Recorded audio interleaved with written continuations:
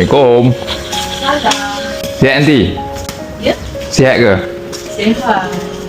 Boleh masak? Makan mana ni? Kat sini je. Malu lah nanti. Oish.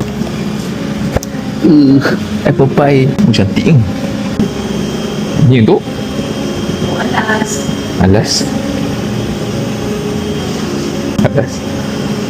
Alas. Bau dia. Dutch apple pie. Bu Aunty dia start buat daripada 1975. So 51 tahun dah lah. 51 tahun, dia niaga lah. Bu Aunty niaga dekat Johor Bahru. Oh. So Aunty belajar daripada dia lah. Pie ni pernah masuk dalam NST tau. NST tu apa? New Straits Time. Pasal diorang bagi gelaran Royal Apple Pie. Banyak masuk ke sana Johor. Saya rasa NST punya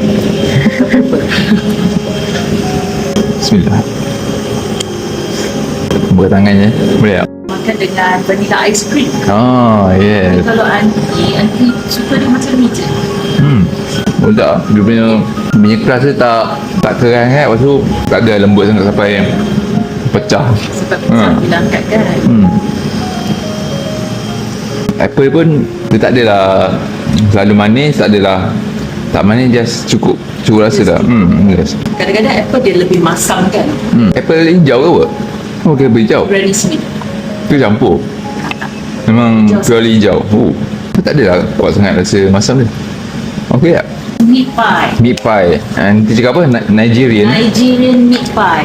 Ni belajar daripada mak betul ke? Oh kan? Belajar sendiri. Belajar sendiri. Cantik lah. Sudah. A bit dry kot. Memang makan macam ni saja. Makan macam ni.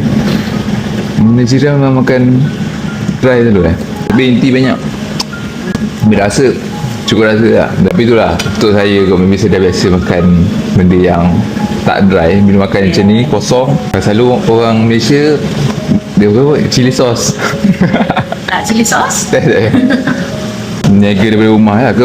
Jadi di rumah. Buat second time. Alhamdulillah.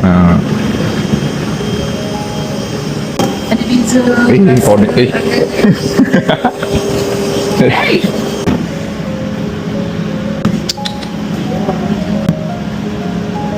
Aku gigit dengan aku. Okay aunty, thank you for the food. Sedap-sedap.